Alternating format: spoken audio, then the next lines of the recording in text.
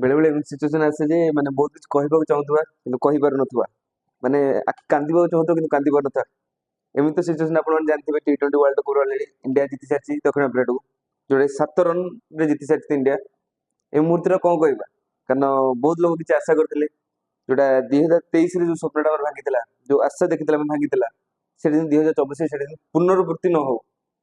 तो से लोक बोलते किए क्या भगवान डाक किए अल्लाह को किए बाई गुरुजी किए सरदार जहाँ किए क्या बहुत प्रार्थना करते इंडिया एथर ये स्वप्न न भांगू तो इंडिया से बजाय रखी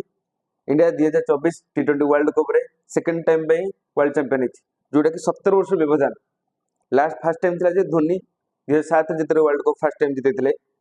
Pakistan to Etah second time 2024 Rohit binary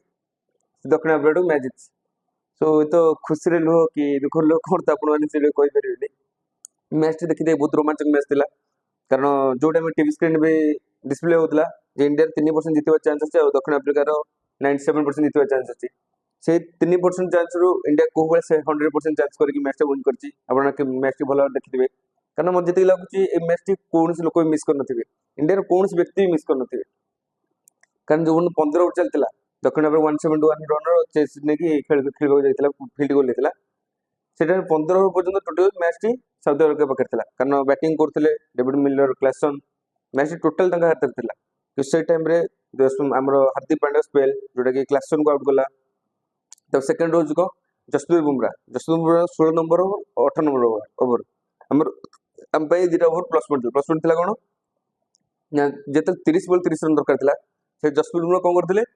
fast 16 number over जोटा से 4 रन देते और 18 नंबर ओवर 2 रन देते पुणी से विकेट भी नहीं थर्ड प्लस पॉइंट रोज कौन सूर्य कुमार यादव आम सूर्य कुमार यादव जो कैच धरते से कैच धरते मतलब लगुच कि आईसीसी चैंपियन ट्रॉफी ही आमर था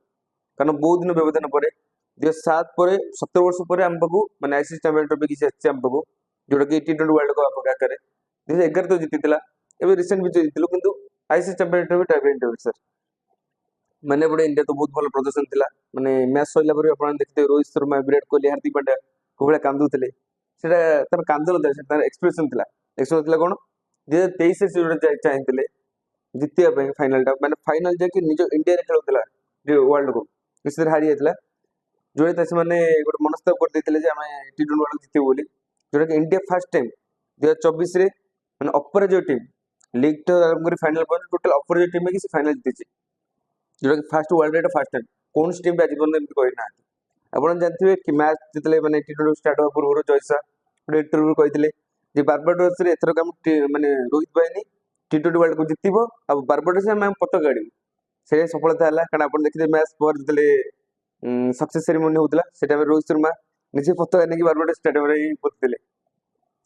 खेल तो बहुत किसी रोमांचक मैच था मैच पर भी आप जानते इंडिया जोड़ा 3 बेस्ट प्लेयर रोहित शर्मा रविंद्र विराट कोहली 3 जन टी20 वर्ल्ड कप सन्यास नहीं लास्ट राहुल द्रविड़